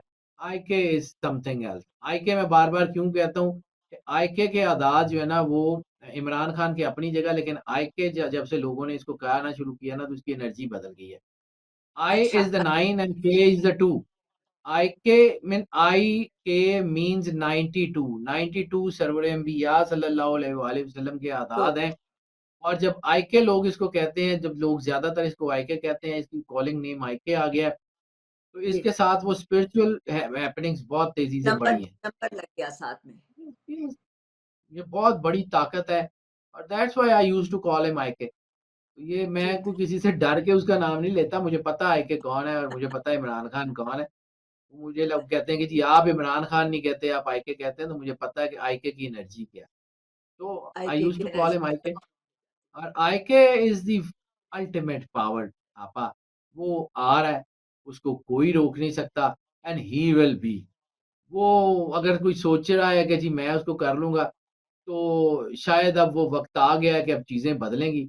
अब ज़्यादा वक़्त नहीं है, मुझे नहीं लगता कि ये कोई ज़्यादा वक़्त है। हाँ, ज़ाहिर-सी बात है मेरे से भी गलतियाँ होती हैं चीज़ों देखने में। मैं वही आदमी था, जब ये इमरान खान जेल में गए हैं, तो मैं कहता था चंद हफ्तों की बात है। आई वाज़ जी, रॉन्ग। मैं क्योंकि एनर्जी के मालिक ने एनर्जी बदल दी। मैं कौन होता हूँ कि उसकी एनर्जी को जो है वो जाके चेंज कराऊँ। उसकी मर्ज़ी उसने बदल दी और मुझे लगता है कि अभी उसका बदलने का मूड नहीं है, क्योंकि एनर्जी के तेवर बता रहे होते हैं कि ये किस तरफ जाएगी। तो ज़ाहिर-सी बात है जब कहीं न किसी किसी चीज़ ने मूव करना होता है तो उसके जो है वो आइडिया हो जाता है कि एनर्जी किस तरफ जाएगी। जैसे वो उर्दू का एक बड़ा पुराना मुहावरा है, आप तो मेरे से ज़्यादा उर्दू को समझती हैं, होनहार बरवा के चिकने-चिकने पात। तो इस वक़्त जो चिकने-चिकने पात है ना वो इस पूरे निज़ाम के अंदर से गुज़रते हुए नज़र आ रहे हैं। ये निज़ाम मुझे बचता हुआ नज़र तो नहीं है। इंटरनेशनल हॉराइज़न्स पे हूँ, ये जो है ना वो नेशनल हॉराइज़न्स पे हूँ, ये निज़ाम मुझे बचता हुआ, सस्टेन करता हुआ नज़र ही नहीं। तो हैदर भाई यहाँ पे एक और बात मैं करती चलूँ। मतलब हमने बात तो की थी, मेरा भी बिल्कुल ये नहीं था कि हम सियासत की कोई बात करेंगे, लेकिन अब आईके की इतनी लंबी बात हमने जब कर दी, तो आईके का बराह रास्त जो टाकरा है, वो होता है फील्ड मार्शल के साथ। तो ये क्या एनर्जी पैटर्न है इन दोनों के दरमियान का, उसको किस तरह से आप देखते हैं? आपा मैंने अभी छोटी-सी बात की, लंबी बात तो नहीं करता इसके ऊपर, लेकिन इसमें जी, छोटी-सी बात की है कि ब्लड मून जो है ना, वो नेगेटिव पावर्स को प्रोवोक करते हैं। So it is provoke. अच्छा, लेकिन कुरान पाक में भी तो अल्लाह ने कहा है ना कि जाअल हक़्क़ु व ज़हक़ल बातिल इन्नल बातिल काना ज़हूक़ा। तो बातिल ने तो मिट के रहना है। मौला अमीर कायनात इमाम अली अलैहिस्सलातु वस्सलाम का फरमान है कि जो है वो कुफ़्र का निज़ाम चल सकता है, ज़ुल्म का निज़ाम नहीं चल सकता। नहीं चल सकता। और ज़ुल्म का निज़ाम लोग कहते हैं कि जी वो इतनी देर से चल रहा है। तो मैंने अभी उसकी मिसाल दी है कि फ़िरौन ने बच्चे मारे थे, उस वक़्त तक वो निज़ाम ज़ुल्म का चलता रहा जब तक कि वो बच्चा बड़ा नहीं हो गया जिसने फ़िरौन को गरक करना था। ये दुरुस्त। कुदरत का बनाया हुआ ये भी निज़ाम है। ये ज़ुल्म का निज़ाम हो ही नहीं सकता खड़ा हो जाए, लेकिन इसने एक ख़ास टाइम तक खड़े होना है। इससे ज़्यादा नामुमकिनात में से है कि ये ज़ुल्म का निज़ाम जो है वो ठहर सके। ठहर जाए, ये ठहर ज़ुल्म का नहीं सकता। निज़ाम नहीं ठहरता, ये अब बड़ा मुश्किल है। ये अच्छा। अल्लाह की मर्ज़ी है, क्योंकि देखें अल्लाह सिर्फ़ किसी ख़ास तबके का तो नहीं है ना, जिनके बच्चे मार दिए तब आपने, तक जिनकी जो है वो जिनके लोग दिन-ब-दिन मरते जा रहे हैं, जिनके साथ आपने ज़ुल्म इस की सैलाब सैलाब इंतहा से कर दी है। बेशुमार लोग, अब ये सैलाब ज़ाहिर-सी की बात है, वजह ये से बड़े। अपनी चीज़ें हैं, सैलाब है, का किसान है, बिजली है, पेट्रोल है, मुल्क के हालात हैं। वो ये जो मतलब पूरी दुनिया में पूरे पाकिस्तान के कोने-कोने में आपने वो जो है वो बावर्दी डाकू जो है वो भर्ती कर लिए हुए हैं, तो वो बावर्दी डाकू जो है वो यही तो कुछ कर रहे हैं। कभी उसको उठा लिया, उससे पैसे ले लिए, उससे उठा लिया, यानी हमारा पुलिस का महकमा पूरे एशिया में सबसे करप्ट पुलिस है। इस और इससे ज़्यादा हमें तो तमगे ही मिल रहे हैं सारे। कोई बात नहीं, हमारा भी तो रब है ना, हमारी भी तो सुनता ही है ना, तो कभी हमारी सुन ही लेगा, हम कुछ ना कुछ तो हम कर ही लेंगे। अच्छा, ये मुझे बताइएगा, अब ज़रा थोड़ा-सा लाइटर उसमें आ जाएँ। तो जब लोग आपसे बात करते हैं, अपने ज़ायचे के बारे में बात करते हैं, शादी-ब्याह की बारे में बात करते हैं, कारोबार के बारे में, बाहर सेटल होने के बारे में, सबसे ज़्यादा कैसे सवाल आते हैं? शादी के बारे में लोग ज़्यादा पूछते हैं या किस तरह से, मतलब आगे किस तरह से बात चलती है? वन कौन-सा लाइनर सवाल लोग बताऊँ अगर बहुत ज़्यादा। आपको जी, वन जी। लाइनर बताऊँ तो मैंने जो 20 साल का तजुर्बा है उसमें मुझे ये लगा है कि पूरी दुनिया में सिर्फ़ 2 ही मसले हैं, तीसरा मसला कोई नहीं है। अच्छा। One is finance and second अच्छा। Is romance.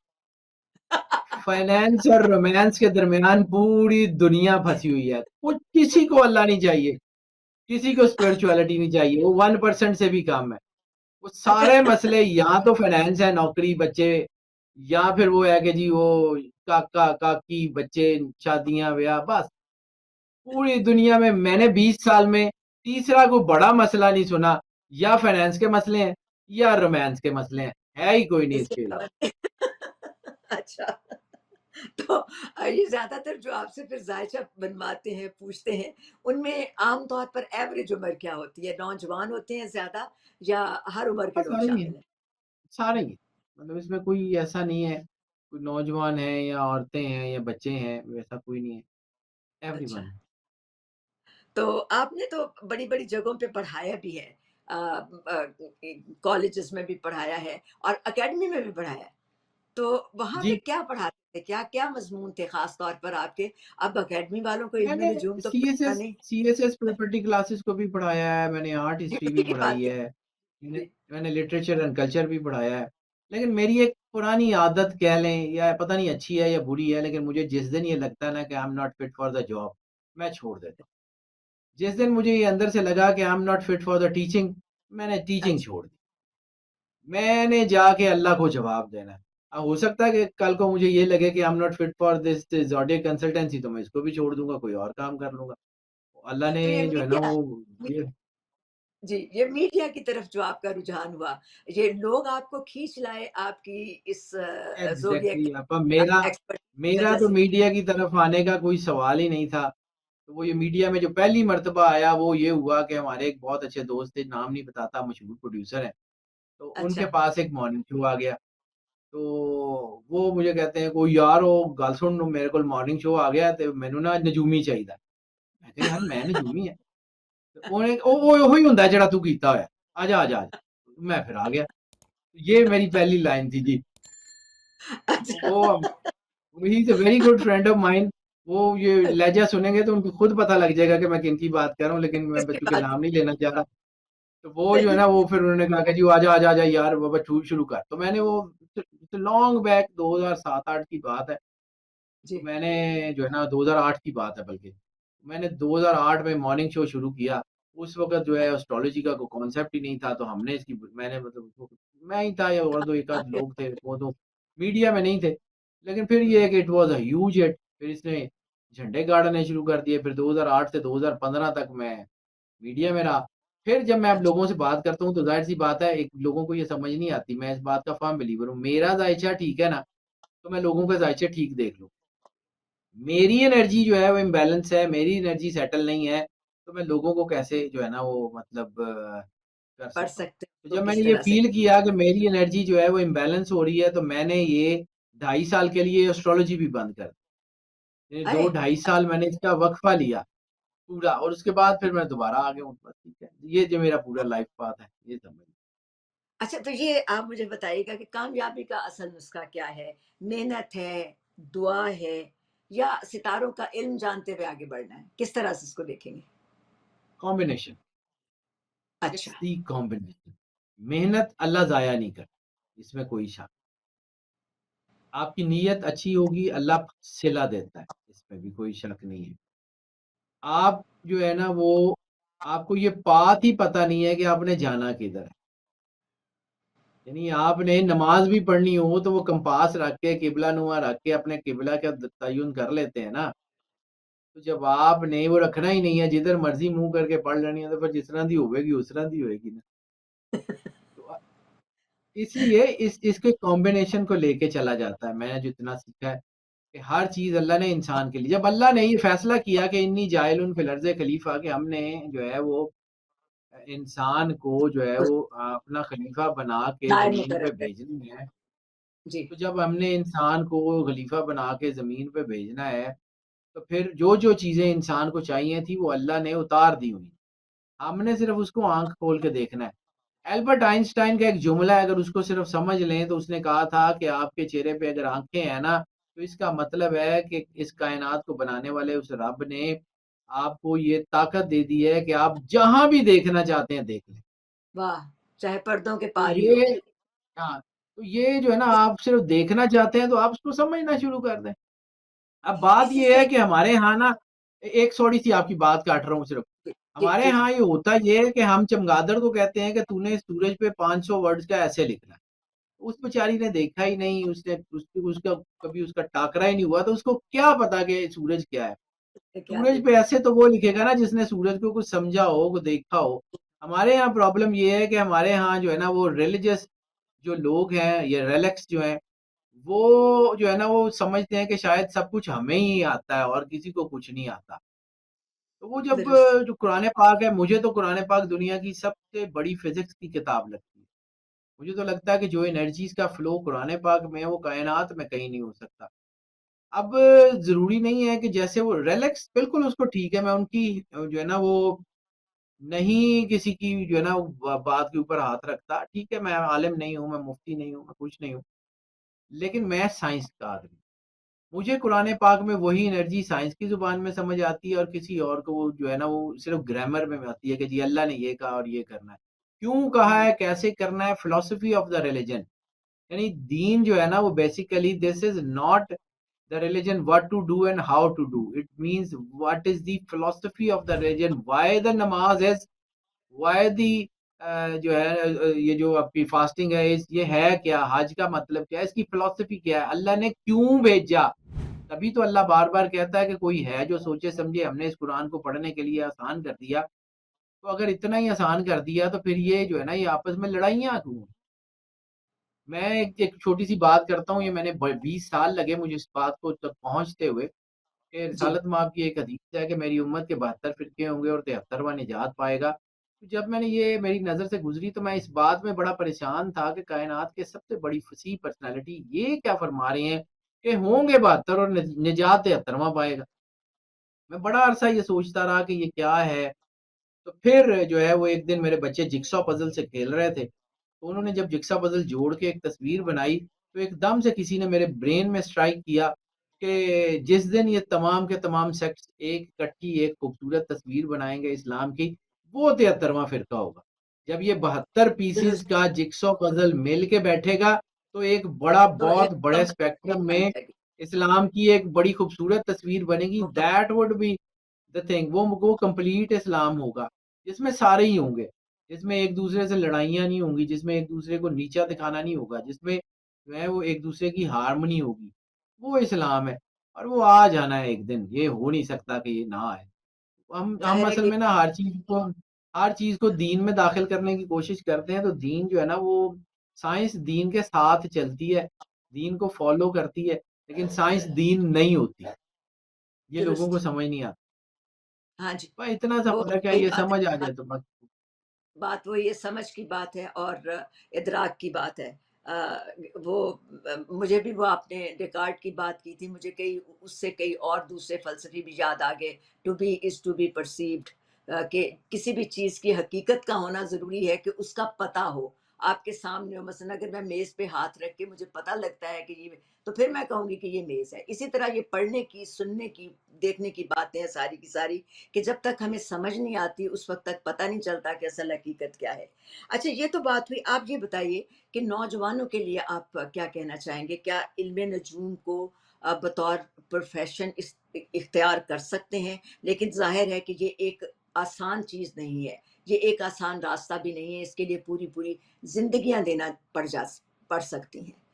तो किस मैं किस तरह? आपका बिल्कुल आपकी मैं आपकी बात जो है ना, जहाँ पे आपने कहा कि जी मैं नौजवानों को क्या कहना चाह रहा हूँ, तो हर चीज़ के लिए ना आप समझ लें कि एक मेहनत ज़रूरी होती है। डॉक्टर भी को घर बैठे तो नहीं बन सकता ना। डॉक्टर जी, बनने के लिए, सर्जन बनने के लिए भी तो बहुत मेहनत करनी पड़ती है। इसी जी, तरह जब आपने फिज़ियोलॉजी पढ़नी है तो भी आपको मेहनत करनी पड़ेगी, आपने फिज़ियोनॉमी पढ़नी है तब भी आपको मेहनत करनी पड़ेगी, आपने एस्ट्रोनॉमी पढ़नी है तब भी मेहनत करनी पड़ेगी, एस्ट्रोलॉजी पढ़नी है तो तब भी मेहनत पड़ेगी करनी पड़ेगी। This is basically a knowledge. This is basically a, the way to obtain things. अगर आप इससे जो है हटेंगे तो फिर आपको प्रॉब्लम होगी। वरना बाकी रह गई बात कि जी ये इंसान के अंदर ही सारा कुछ अल्लाह ने रख के भेजा हुआ है, तो अपने अंदर से सोच लें कि आपने क्या करना है। मैंने बिल्कुल शुरू से बात यही की थी कि हमारे जो है वो बड़े ये फैसला कर दें कि साडे पुत्तर ने डॉक्टर ही बनना है, भावें वो बड्डा ब होके ब बच बंदे ही मारदा रवे। ये ऐसा ही होता है। बिल्कुल दुरुस्त कहा। तो सवाल तो मेरे साथ बहुत हैं। आप मुझे ये बताइएगा, आखिर में चलते-चलते ये भी बात करते हैं कि हमारी ज़िंदगी में दुआ है, स्पिरिचुअलिज़्म यानी रूहानियत है और इबादत है। इन सब का एस्ट्रोलॉजी या इल्म नजूम के साथ क्या ताल्लुक है और किस तरह से रिश्ता बनता है? ये दोनों तीनों चीज़ें आपस में जुड़ी हुई हैं। अब मैं आपको आसान लफ्ज़ों में समझाता जी, हूँ। आपने कंप्यूटर से तो हम लोग हर रोज़ हमारा जो है ना वो सामने उसका होता ही है ना, हम कंप्यूटर्स को तो देखते ही हैं। There are 3 parts of the computer, CPU, keypad mouse unit और स्क्रीन यूनिट। इंसान भी इन तीनों चीज़ों का मजमू इंसान भी दुरुस्त। इन्हीं तीनों चीज़ों का सीपीयू इंसान का उसकी फेट है और उसकी फेट में जैसे हम अपनी स्क्रीन को, कलर्स को, टोन्स को, अपने फ़ॉन्ट्स को पर्सनलाइज़ कर सकते हैं गिवन ऑप्शंस में कंप्यूटर के ऊपर। लेकिन हम उसकी मेजर जो है ना वो यानी जो है एप्पल का मैक का सॉफ्टवेयर होगा और विंडोज़ में विंडोज़ ही होगी। उसको चेंज नहीं कर सकते।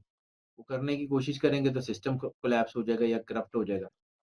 इसी तरह जो है वो इंसान की फेट को तो हम पढ़ सकते हैं, लेकिन उसमें जो चीज़ें हैं स्क्रीन यूनिट आसमान के बुरूज हो सकते हैं, स्क्रीन यूनिट आपके हाथ की लकीरें हो सकती हैं, स्क्रीन यूनिट आपके नंबर्स हो सकते हैं, स्क्रीन यूनिट आपकी डेट ऑफ बर्थ हो सकती है, आपका एंजेल नंबर हो सकता है, ठीक है? ये सारे स्क्रीन यूनिट को हम पढ़ के यानी जो चीज़ें स्क्रीन पे होती हैं उसके मुताबिक हम अपना नतीजा निकाल सकते हैं। लेकिन इसमें जो मेजर टूल है वो है कीपैड और माउस। तो कीपैड और माउस को अगर आप समझें तो वो आपकी दुआएँ हैं, एप्लीकेशंस हैं, आपकी कनेक्शन टू द गॉड है, जिससे आप जो है वो चीज़ों को वेरिएट कर सकते हैं गिवन ऑप्शंस में। यानी आप एक वर्कशीट पे काम करते हैं तो you have worksheet options 10 million. You are unable to make it 10 million and one, but you have to work anything you want within that 10 million.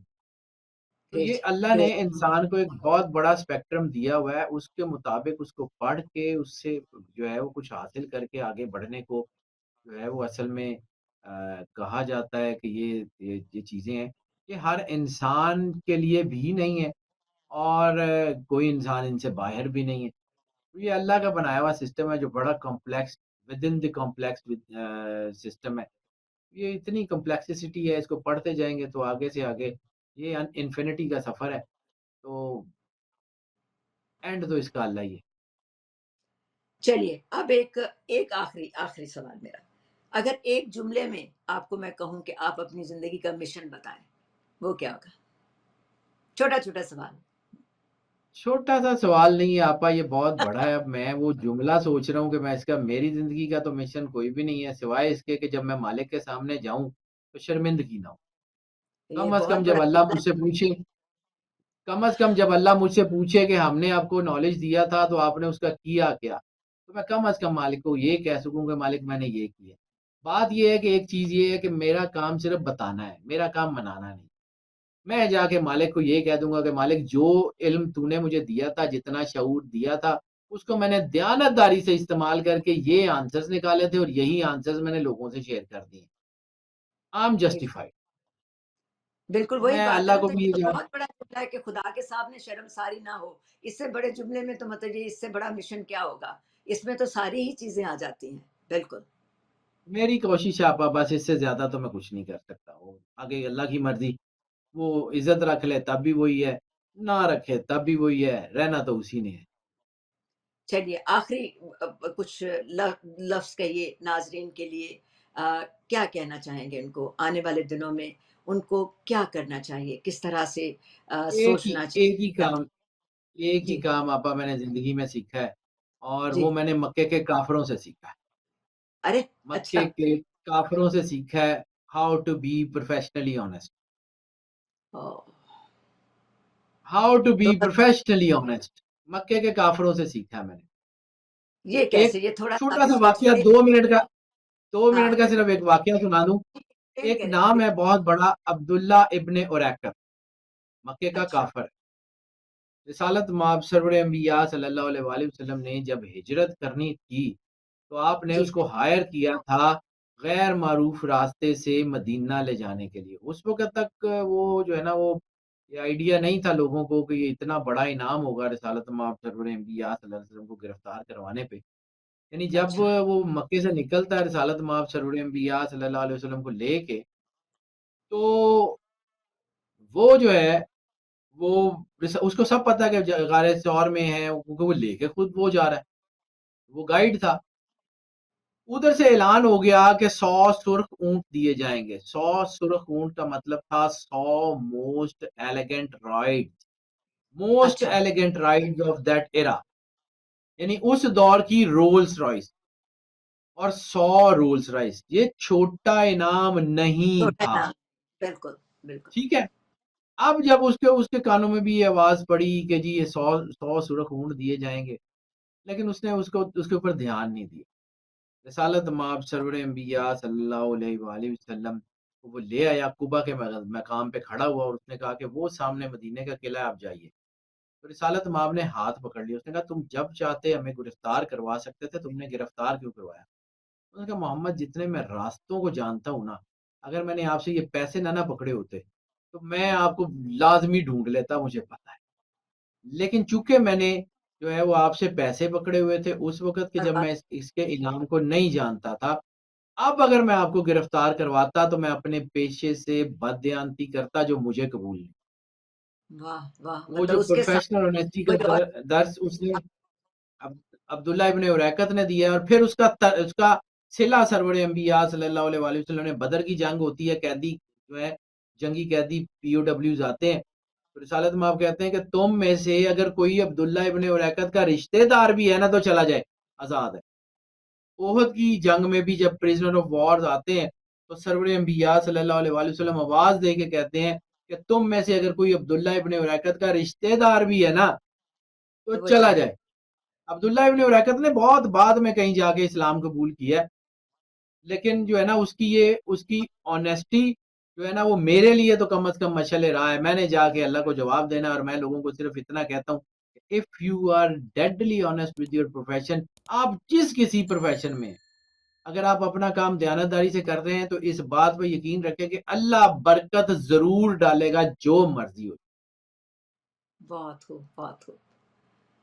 तो ये ज़बरदस्त पैगाम है जी, अपने पेशे के साथ जो कुछ आप करते हैं उसके साथ दयानतदारी कीजिए और इससे बड़ी बात ही कोई नहीं। बात वही बात है कि वो जो बॉटम लाइन है वो दयानतदारी की है। चाहे आप का किसी के साथ कोई ताल्लुक वास्ता हो, किसी के साथ आपके लेन-देन का मामला हो, किसी तरह की भी कोई भी चीज़ हो तो उसमें दयानतदारी और नीयत का साफ होना बहुत ज़रूरी है। आज हमने हैदर जाफरी से, सैयद हैदर जाफरी से बहुत कुछ सुना, बहुत कुछ सीखा और बहुत-बहुत शुक्रिया मैं अदा करती हूँ सैयद हैदर जाफरी वेलकम का आप। कि इतना वक़्त हमें दिया और मेरे पास शुक्रगुज़ारी के लिए लफ़्ज़ नहीं है। बहुत-बहुत शुक्रिया जावेद भाई आपका। आपसे मेरी फिर भी बात होगी और इंशाल्लाह किसी वक़्त और किसी भी अच्छे मज़ीद मौज़ूआत पर भी बात ज़रूर करेंगे। तो अब इजाज़त ऑलवेज़ दीजिए। वेलकम आप। बहुत शुक्रिया। और यहाँ पर हम ये भी बताते चलें कि अब हम इजाज़त लेते हैं आपसे प्रोग्राम ख़त्म करने की। प्रोग्राम को शेयर कीजिएगा, लाइक कीजिएगा और इस पर कमेंट ज़रूर कीजिएगा और इसके साथ-साथ इस चैनल को सब्सक्राइब भी कीजिएगा ताकि हम बेहतर से बेहतर अंदाज़ में आपके सामने पेश होते रहें और जो कुछ आप पसंद करते हैं, आपके कमेंट से जानकर हमें पता चलेगा, तो वो उस तरह की चीज़ें हम आपके लिए पेश करते रहें। तो इस वक़्त behjat को ज इजाज़त दीजिए। बियॉन्ड विद behjat के साथ आज की मुलाकात बस इतनी।